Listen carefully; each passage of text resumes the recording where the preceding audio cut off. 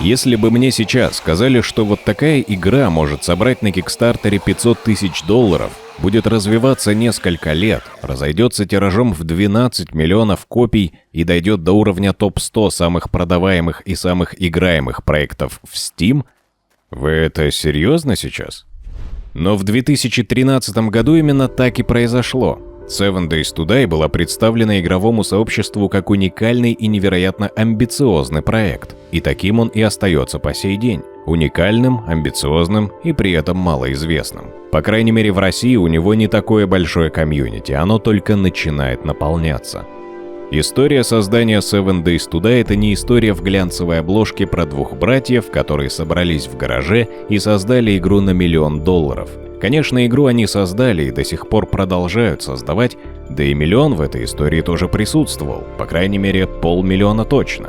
Но история не об этом. История Seven Days to Die — это история игры мечты. Мечты, в которую поверили не только сами разработчики, но и огромное игровое сообщество по всему миру, которое поддерживало команду The Fun Pimps и друг друга в самые трудные минуты. И казалось бы, вот она, история успеха, бери и рассказывай.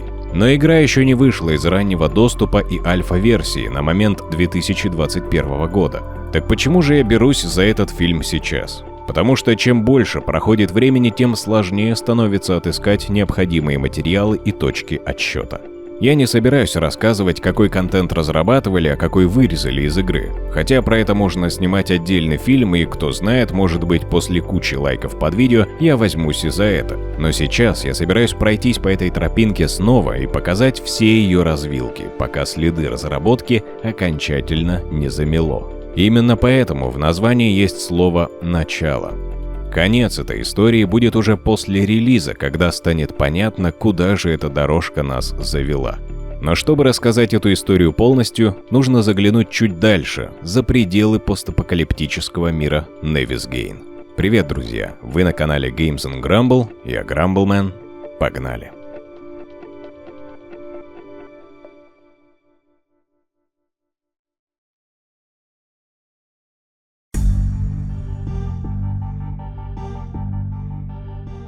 Эта история начинается, как ни странно, в 1997 году. Тогда братья Рик и Джоэл Хьюник открывают свою игровую студию, которую называют довольно броско – 4D Rulers.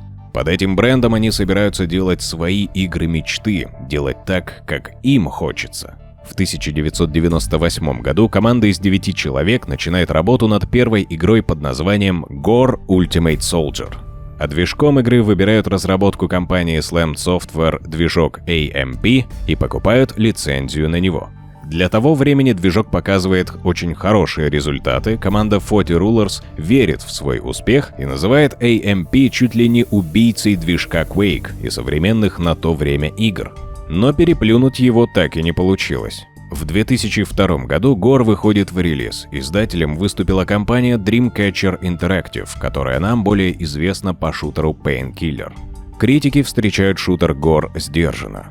В нем есть и синглплеерный режим, и мультиплеер, есть какая-то история из будущего, куча оружия и даже классы, которые так или иначе отличаются друг от друга. Но все фишки, придуманные разработчиками, раскрываются наиболее полно в мультиплеере, который в начале 2000-х не так сильно распространен. Описание гласило: команда Gore, состоящая из заядлых геймеров, а не бухгалтеров, стремилась создать баланс между реализмом, интерактивностью, технологиями и, что наиболее важно, весельем.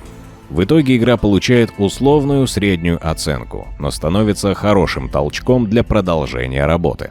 Продолжением становится игра Secret Service Security Breach уже в 2003 году.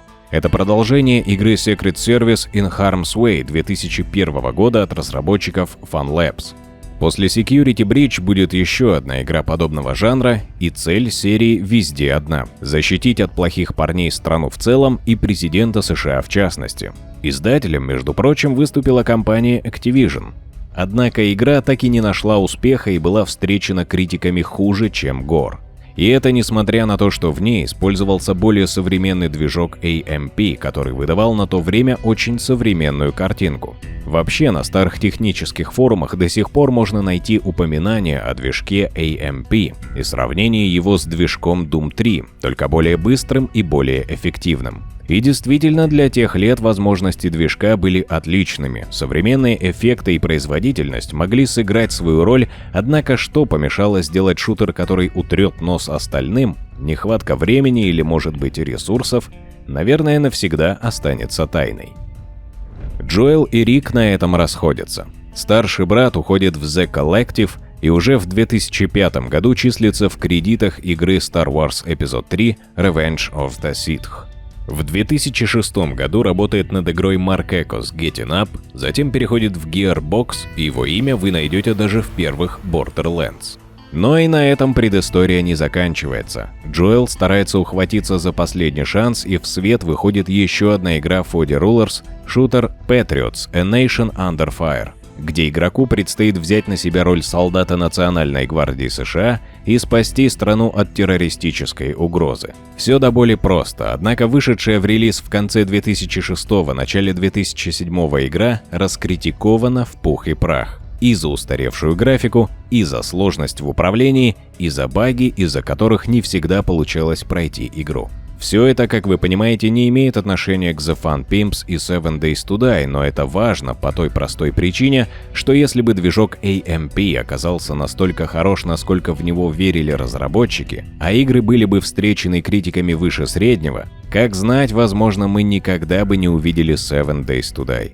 Или это была бы совершенно другая игра.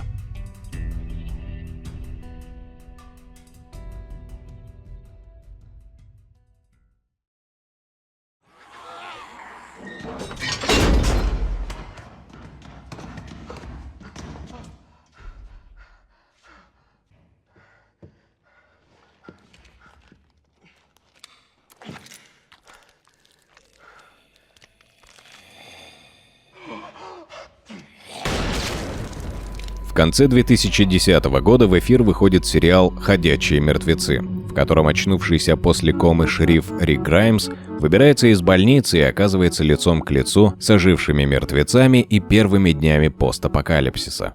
Сериал с новой силой популяризирует зомби-тематику, и в скором времени на этой волне начинают разрабатываться и появляться все новые и новые зомби-игры. Картину постапокалипсиса дополняет серия Fallout, которая высоко оценивается критиками и игровым сообществом. Вместе с этим полным ходом набирает обороты разработка Майнкрафта, релиз которого с версией 1.1 состоится в январе 2012 года. Все вместе это оседает где-то в сознании двух братьев, которые собираются вместе в родительском доме на День Благодарения в ноябре 2012 года.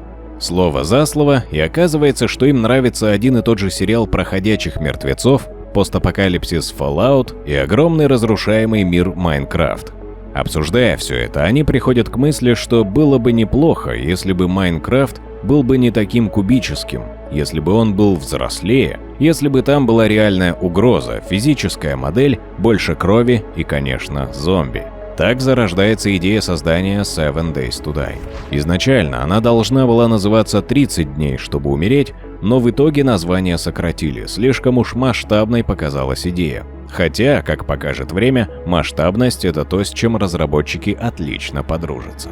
Вместе с еще одним разработчиком Кристианом Лэнгом они образуют команду The Fun Pimps и начинают работать над тестовой преальфа-версией игры. Как ни крути, но это разработчики старой закалки, которые знают о принципе «no pics, no clicks», который означает, что если тебе нечего показать, то никто и не будет заинтересован в проекте. Несколько месяцев они трудятся над игрой, чтобы показать на Kickstarter, что проект уже играбельный. Это не просто обещание на бумажке, это рабочая игра. И весь прошлый опыт не проходит зря. Некоторые материалы перекочуют прямо в преальфа-версию, например, пистолет из игры Patriots: A Nation Under Fire скоро перестанет отстреливать террористов и начнет стрелять по зомби. Там же окажутся и некоторые другие модели окружения. Концепцией для игры становится сложное переплетение жанров: шутера, RPG-элементов, Tower Defense и выживания. Все это в полностью разрушаемом воксельном мире, где каждый блок имеет свой вес и прочность, и по сути простейшую физическую модель. Как итог, уникальный и очень амбициозный проект, который остается таким и по сей день. За уже почти 8 лет разработки ни один другой проект не решился попробовать воплотить эту схему мира, потому что она огромна и выглядит действительно сложной. Игру часто сравнивали с DayZ, но разработчики всегда говорили, что от DayZ там разве что зомби, а по такому признаку можно сравнивать со многими другими играми. И тем не менее, к 16 июля 2013 года команда вырастает уже до 5 человек, у них будет играбельная демо-версия, и с ней они выйдут на Kickstarter и в Steam Greenlight. Если вы не помните, а вы, наверное, не помните, то Steam Greenlight — это система допуска игр через игровое сообщество. Смысл простой. Собирается куча проектов, пользователи оценивают каждый, насколько сильно они хотели бы увидеть его в продаже, и если по количеству положительных голосов игра выходит в топы, то есть высокая вероятность, что Valve допустят проект до магазина. Изначальная цель Kickstarter была $200 тысяч, просто чтобы разработчики могли посвятить все время для разработки и набрать новых членов команды. Максимальная цель — 500 тысяч. И там должны были появиться и эффекты погоды, и больше локаций, зомби-животные, система одежды персонажа, рандомная генерация мира и много чего еще. В том числе более сглаженный мир, а не пародия на Майнкрафт, ведь не все знают, но первые версии Seven Days to Die были тоже кубическими. Более того, для отдельных бейкеров, тех, кто поддержит проект, были предложены разные дополнительные привилегии, от стандартных копий игры до возможности попасть в саму игру в виде зомби. Эту возможность разработчики оставили для тех, кто пожертвует проекту сумму в $5000. И такой человек нашелся. Единственный. Том Кларк, он же Зомби Том, он же Зомби-паук. В те годы он увлекся зомби-тематикой, потом основал свой сайт The Dead Times, посвященный пожирателям мозгов и всему, что с ними связано. Мне удалось связаться с ним, и он рассказал, что, конечно, понимал, что это очень большая сумма, но он был настолько впечатлен тем, что хотят сделать разработчики, что не мог устоять перед возможностью оказаться в такой игре в виде зомби. И результатом он остался доволен. Тем временем компания на Kickstarter начинает набирать обороты. Через неделю после старта Seven Days to Die выходит в топ-100 игр в системе Greenlight. На следующий день они переходят в черту $50 тысяч и входят в топ-40 в Greenlight. Тут в игру включаются ютуберы и даже некоторые игровые СМИ, которые рассказывают и показывают игру. Разработчики полны идей и рассказывают игровому сообществу про полную разрушаемость открытого мира, про толпы зомби, про строительство и самые невероятные идеи. Добавить электричество, возможность проводить свет, турели и ловушки, возможность завести собаку, которая будет ходить за игроком и помогать ему. Среди идей был и режим Nomad, который предполагал возможность играть за выжившего, бандита или даже за зомби в мультиплеере. Была идея, что у вируса зомби есть на самом деле боязнь света, поэтому ночью монстры становятся быстрыми и опасными, но если попадают на свет, будь то солнце или обычная лампочка, сразу замедляются. Да были и более безумные идеи. I don't want to promise that we'll have companion NPCs, like you can go give a hobo food and then he'll be your buddy and you can, equip him with a gun and he'll watch your fort while you're off the server and things like that. I mean, we'd like to do that kind of thing. Конечно, не все из этого дойдет до реализации, но планы впечатляют, а играбельная преальфа становится главным доказательством, что разработчики знают, что делают. Уже к 1 августа компания на Kickstarter перешагнула рубеж в $100 тысяч и перешла на второе место в системе Greenlight. Игрокам нравится идея, нравится воплощение, они верят, что это возможно. За оставшиеся 15 дней проект Seven Days to Die порвет Kickstarter, доберет те самые $500 000, необходимые для всех целей, и выйдет на первое место в системе Greenlight среди 1500 других проектов. Это обеспечит ему выход в Steam. Позже Джоэл расскажет о последних днях и часах кампании на Kickstarter. Это было потрясающе. В ту ночь это было как-то сюрреалистично, наблюдать быстро растущие цифры, как на телемарафоне Джерри Льюиса. Мы постоянно общались друг с другом по ходу того, как преодолевались те или иные цели компании. Это было похоже на то, что, черт, мир действительно любит эту идею. И мир действительно полюбил эту идею. Однако невероятный успех сыграл с разработчиками злую шутку. Шутку, которая могла стать черной меткой для проекта.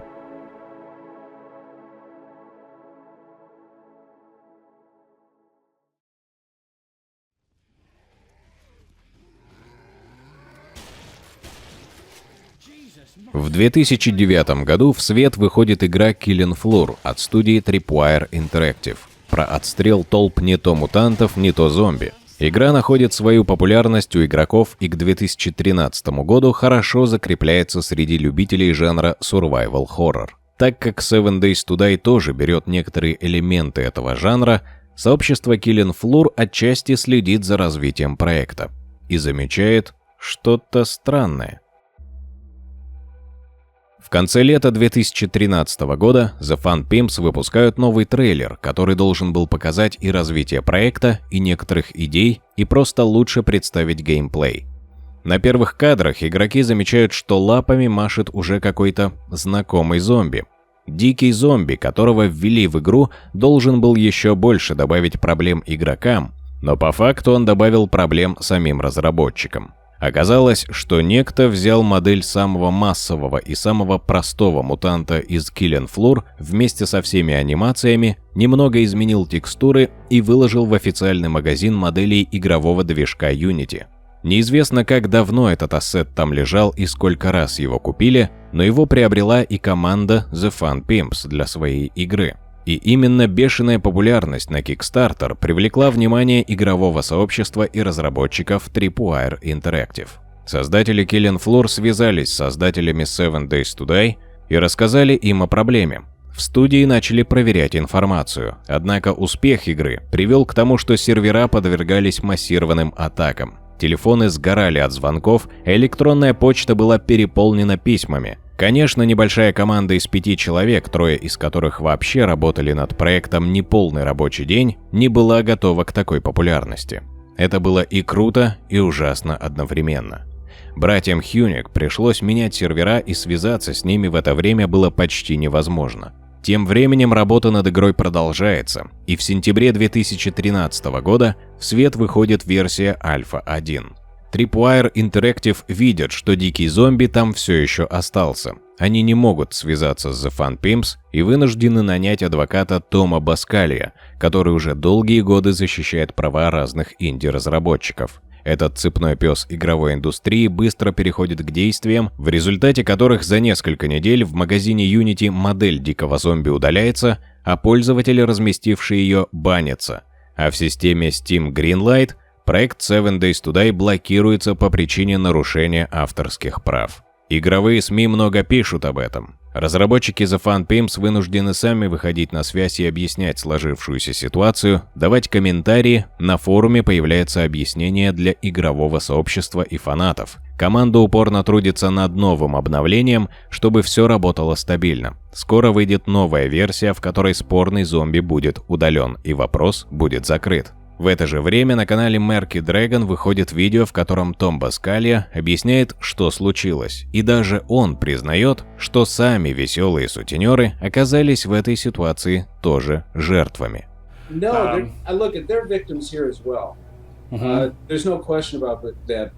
The problem was their mistake, their error was that as soon as they found out that this was an infringing asset, they should have pulled it. И в обсуждении адвокат признает, что и невероятная популярность по объективным причинам привела к тому, что разработчики не могли вовремя отреагировать на претензии. Но так уж сложились обстоятельства.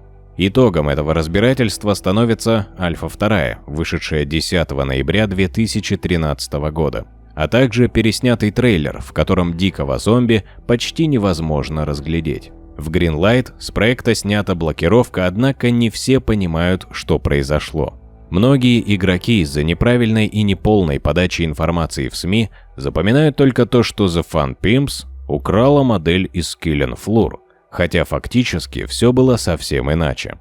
И этот инцидент мог бы стать черной меткой для проекта, но не стал. потому что игровое сообщество верило разработчикам и поддерживало новую зарождающуюся игру.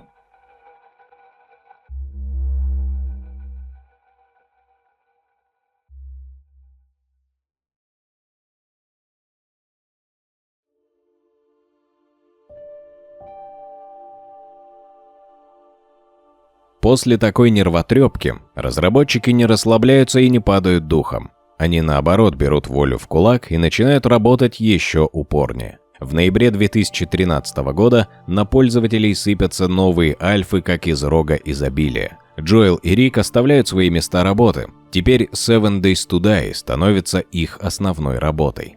10 ноября выходит Альфа 2. Через 10 дней Альфа 3. Еще через 5 дней Альфа 4. С каждой новой версией приходит что-то новое. Игроки следят за изменениями, ютуберы не успевают справляться с обновлениями, 7 Days to Die развивается не по дням, а по часам. 14 декабря 2013 года выходит Альфа 5, и с этой версией проект официально появляется в Steam. В январе 2014 года игроков радуют альфа-версии номер 6. Уже в марте выходит Альфа 7, но пока все это кубический мир Nevis Gain. И только в Альфе 8, которая выйдет в мае 2014 года, мир станет больше похож на тот, что мы знаем сейчас. Гладкий ландшафт без кубов, ровные блоки и в целом новый вид. Именно эта версия доступна сейчас в самых ранних бета-версиях. А уже к Альфе 9 разработчики придумали еще, чем можно удивить игроков, и подготовили новые движения зомби.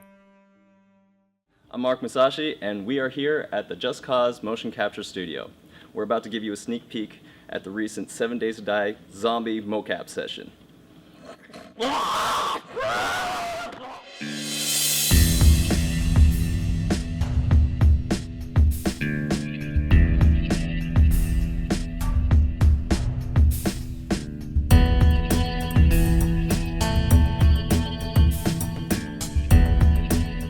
Марк Мусаши подарил зомби все основные движения на мокап-сессии в далеком 2014 году. Этот мастер боевых искусств уже снимался во многих фильмах и сериалах, но и зомби он изображал не в первый раз. До этого у него уже были мокап-сессии, например, для игр Metal Gear Solid, Silent Hill, несколько игр серии Resident Evil, The Last of Us, Dead Rising и другие. Поэтому можно сказать, что 7 Days to Die получила довольно профессионального зомби. Но сейчас Марк много рассказать про то время не может. И потому, что это было очень давно, и потому, что все-таки договоры о неразглашении никто не отменял. Тем не менее, он рассказал мне, что до сих пор помнит, что с разработчиками было приятно и легко работать. Они были увлечены и взволнованы своей игрой и подходили ко всему с большим энтузиазмом. И это могут подтвердить, пожалуй, многие олдскульные игроки. Многие, с кем я разговаривал, называли ранние версии от Альфы 8 до 13 одними из лучших, золотой эрой 7 Days to Die. Тогда они видели и чувствовали, куда и как движется игра. Они понимали, чего ожидать от следующих версий, и это вдохновляло еще больше. Так считают, конечно, не все, но многие олдскульщики. Игра же тем временем движется дальше. В 2014 году выходит еще 2 альфа-версии. Потом разработчики переходят на новую версию движка Unity, что улучшает графическую составляющую. А количество проданных копий игры переваливает за 500 000. За 2015 год в свет выходит Альфа 11, 12 и 13. В этот период в команду приходит много крутых специалистов, среди которых и Саша Элснер, более известный нам под ником Hated. Ведущий специалист отдела качества. Он рассказал мне, что на закрытых тестах с тех пор накопилось очень много крутых историй, когда баги чуть ли не сводили разработчиков с ума. Например, когда из-за ошибок сетевого кода база одной группы тестеров перемещалась к другой группе тестеров и наоборот. Когда мини-байк начинал преследовать игрока и убивал, и оказывалось, что это был на самом деле медведь с моделью мини-байка. Или когда игрок превращался в лутабельную машину и взрывался на первой кочке. Для Хейтеда тогда и сейчас в игре находится масса крутых и хороших моментов. Но он уверен, что золотое время 7 Days to Die еще впереди. И, скорее всего, с ним многие согласятся. Тем временем в конце декабря 2015 года игра бьет свой рекорд по онлайну – больше 16 тысяч игроков за раз. Для того времени это был довольно хороший показатель. И снова популярность сыграет злую шутку. После выхода Альфы 14 начинается процесс, который никак не предзнаменовал очередные тяжелые потрясения.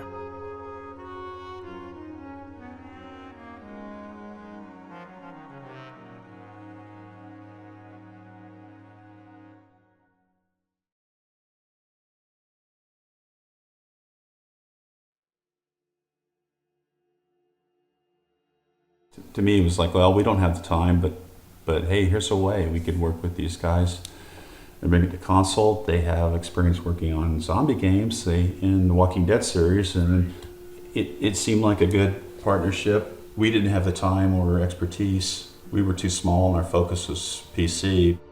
В апреле 2016 года между 14 и 15 альфа-версиями с командой The Fun Pimps связываются представители Telltale Games. Той самой Telltale Games, которая стала во многом известна благодаря серии игр Walking Dead. Сейчас это уже другая студия с другим руководством и другой стратегией, но тогда это была та самая Telltale, про которую снимут документалку ребята из NoClip. Им понравились тематика Seven Days to Die, подход разработчиков и развитие игры в целом. Они предлагают портировать проект и издавать на консолях. Сделка состоялась. В апреле 2016 года СМИ массово пишут о зомби-выживалке с полным разрушением мира на консолях. Уже в июне игра появляется на Xbox и PS4. Начинается бурный рост и консольного комьюнити в том числе. Уже 6 октября 2016 года выходит Альфа 15. В июле 2017 на ПК появляется Альфа 16, но на приставках она не появляется. У Telltale Games начинаются проблемы. Огромное количество проектов, но при этом небольшое количество сотрудников создают постоянные кранчи. Студия не успевает за реализацией всего. В августе Рик Хьюник в интервью говорит, что все вроде бы в порядке. We worked with the company, Telltale and us, and Iron Galaxy did the heavy lifting for the first few patches, and we started fixing proprietary bugs, working with them, and are still doing that. And we're negotiating right now, bringing more new content to console. I can't talk about what and when, but we're working towards continuing to improve the console version as well. А уже в ноябре студия Telltale сокращает около 90 сотрудников, что впоследствии окажется началом конца. Парни из NoClip уже достаточно рассказали про трагедию Telltale. Тут нечего добавить, однако как это связано с нашей историей? По данным Variety, с финансовой точки зрения сделка с The Fun Pimps и изданием игры Seven Days to Die для Telltale стала столь же удачной, как и издание первого сезона игры Walking Dead. US Gamer писал, что под конец существования студии единственными прибыльными проектами остались Minecraft Story Mode, первый сезон The Walking Dead и Seven Days to Die. Однако это не могло спасти команду, и неожиданно для всех в сентябре 2018 года студия Telltale Games была признана банкротом и закрылась. А вместе с ней и ушли права на консольное издание Seven Days to Die. Конечно, никто нам не скажет, как сильно это ударило по имиджу студии The Fun Pimps и по поддержке со стороны инвесторов, но складывается впечатление, что дела были плохи. У разработчиков не получается вернуть права, и в итоге выход Альфы 17 затягивается до декабря 2018, почти на 1,5 года. В декабре 2018 выходит новая версия, о чем сообщает официальный аккаунт разработчиков в Твиттере. И под каждым постом с тех пор собираются десятки игроков, которые спрашивают, где обновление для консолей, когда вы обновите версию на консолях. Мало того, сама обновленная версия получается далеко не самой лучшей. Некоторые члены команды The Fun Pimps рассказывают, что именно 17-я альфа лично для них была самым худшим моментом в истории разработки игры. И я могу с ними согласиться. Я пришел в игру как раз на этой версии и помню, как каждая 7-я ночь превращалась в слайд-шоу из картинок. В Steam начали массово появляться отрицательные отзывы. Появилось обидное прозвище 7 FPS to Die. Онлайн начал постепенно сокращаться. В июле 2019 года в преддверии выхода Альфы 18 разработчики устраивают небольшой стрим, на котором среди игровых вопросов многие опять спрашивают, что происходит с консолями. I'm gonna go out on a limb here and speak just a little bit. We can't say much about the console situation. It's very complicated. It's been a financial mess and a legal mess. There's nothing that can be really determined yet on that. I'm sorry to say that, folks. Anyway, enough said there. Yeah. Несмотря на то, что разработчики не уходят от ответа и снова сами оказываются жертвами в этой ситуации, большая часть пользователей негодует и все больше злится на студию.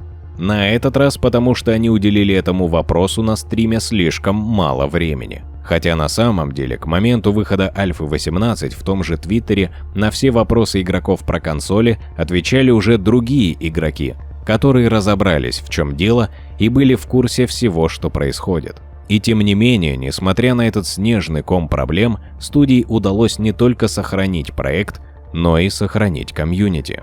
В октябре 2019 года выходит версия Альфа 18 и бьет свой собственный рекорд по количеству игроков онлайн.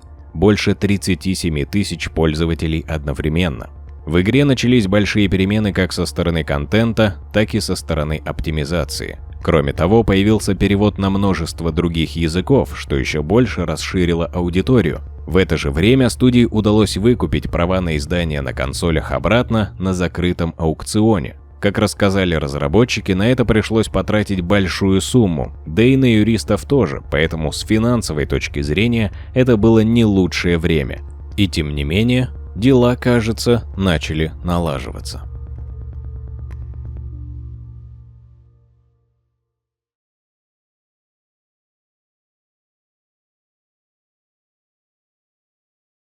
Сегодня Том Кларк уже не тот геймер, что был раньше. Он рассказал мне, что немного играл в 7 Days to Die в первые версии, и с тех пор ждет, когда игра выйдет в релиз. Думал ли он, что разработка затянется на такое длительное время? Конечно, нет. Тем не менее, он периодически смотрит, что там нового сделали разработчики, и рад, что игра остается актуальной и по сей день.